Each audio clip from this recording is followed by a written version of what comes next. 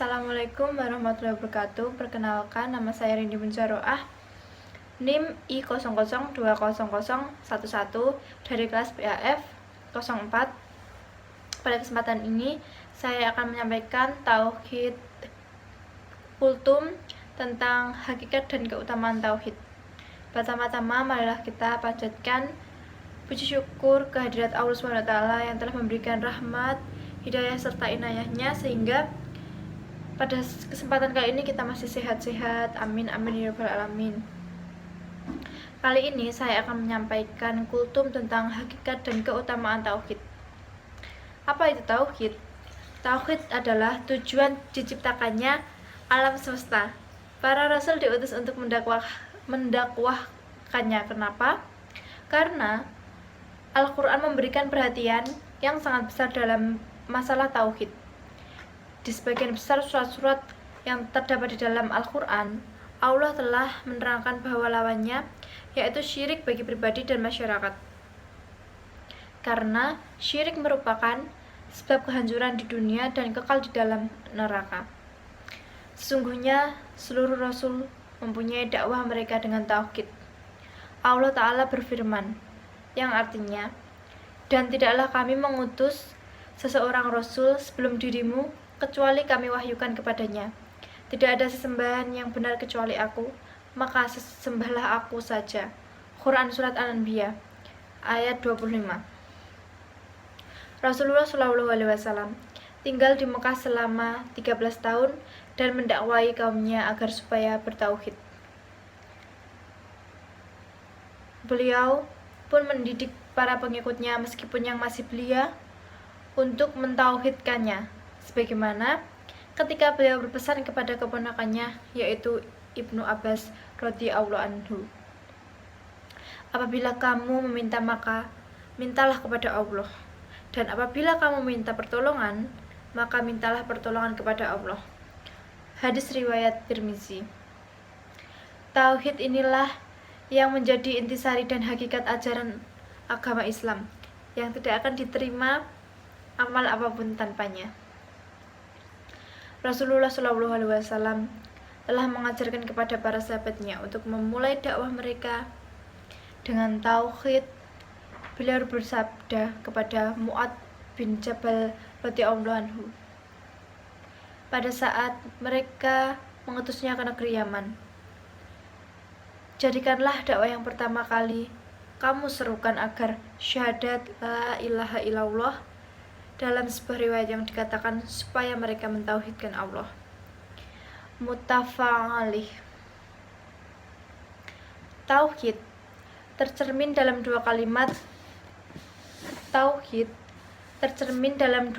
syahadat la ilaha illallah, berarti tidak boleh beribadah kecuali kepada Allah Ta'ala semesta, dan Muhammad Rasulullah SAW berarti tidak boleh beribadah kepada Allah Ta'ala kecuali dengan ajaran Rasulullah. Inilah pintu masuk ke dalam agama Islam, dan ia merupakan kunci surga. Seorang yang mengucapkan dan meyakininya serta tidak melakukan pembatalannya, maka dia pasti akan masuk ke dalam surga. Orang-orang kafir Quraisy, mereka telah menawarkan kepada Rasulullah iming-iming kekuasaan, harta, dan perempuan, serta kesenangan dunia yang lainnya, agar Rasulullah SAW meninggalkan dakwahnya. Namun, beliau tidak tergoda sama sekali. Beliau tidak mau menerima tawaran mereka.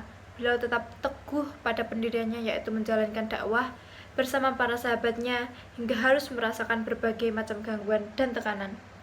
Sampai pada akhirnya Allah SWT berkenan mengkaruniakan kemenangan. Dakwah tauhid sesudah perjalanan waktu 13 tahun. Dan sesudah itu di kota Mekah, mereka pun kembali ditaklukkan.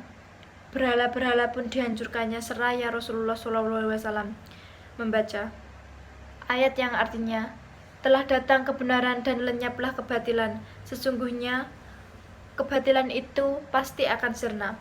Quran Surat Al-Isra ayat 81. Tauhid merupakan tugas dan tanggung jawab serta setiap individu muslim selama hidup di kandung badan. Dia mengawali hidupnya dengan tauhid dan meninggalkan alam dunia ini juga dengan membaca tauhid.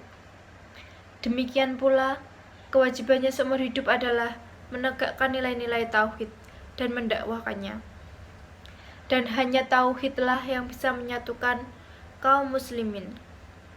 Tauhid akan membebaskan manusia dari peribadahan kepada selain Allah Ta'ala, karena segala sesuatu selain Allah tidak menciptakan atau menguasai kemanfaatan dan kemukrodatan, sehingga ia tidak layak untuk diibadahi. Maka dengan tauhid, seorang manusia akan hanya tunduk beribadah kepada Allah Subhanahu wa Ta'ala. Dengan tauhid pula, akalnya akan terbebas dari belenggu khufarat dan pemikiran-pemikiran sesat serta tekanan para penjajah dan taghut yang alim. Sebagaimana Firaun dan dukun-dukun yang tidak rela kekuasaannya direbut dari hati manusia dengan seruan la ilaha illallah, karena mereka mengetahui kandungan maknanya yang menuntut seorang mukmin hanya tunduk dan bersujud meletakkan dahinya di atas tanah, hanya kepada Robnya, mencampakkan taghut-taghut tersebut dari singgasana-singgasana palsu mereka. Tauhid akan membentuk kepribadian yang unggul dan diperhitungkan, karena dengan tauhid maka seorang manusia hanya memiliki satu kesesembahan, yaitu kepada Allah Subhanahu wa Ta'ala, baik ketika bersendiri ataupun bersama keramaian. Dia akan senantiasa berdoa kepada Allah Ta'ala di waktu lapang ataupun waktu yang sempit. Berbeda dengan kondisi hati kaum musyrikin yang tercerai-berai demi mengabdi kepada sesembahan-sesembahan mereka itu. Hati mereka berserakan, sebagaimana sesembahan mereka beraneka ragam. Oleh sebab itu, Nabi Yunus alaihissalam mengingatkan kaumnya ketika berdakwah kepada dua orang di antara mereka yang sama-sama mendekam di penjara. Hai dua orang sahabatku, di dalam penjara, apakah sembahan-sembahan yang bermacam-macam itu yang lebih baik? Ataukah Allah yang Maha Esa lagi Maha Perkasa? Dengan demikian, seorang mukminin akan bisa merasakan ketenangan dan keteguhan karena hanya mengabdi kepada satu kesembahan yang benar, yaitu Allah Subhanahu wa Ta'ala. Demikian kultum yang dapat saya sampaikan. Apabila masih banyak kesalahan dan masih banyak pengucapan yang kurang tepat, saya minta maaf yang setulus-tulusnya. Akhiru kalam, wabillahi taufiq wal hidayah, wa ridha wal inayah. Wassalamualaikum warahmatullahi wabarakatuh.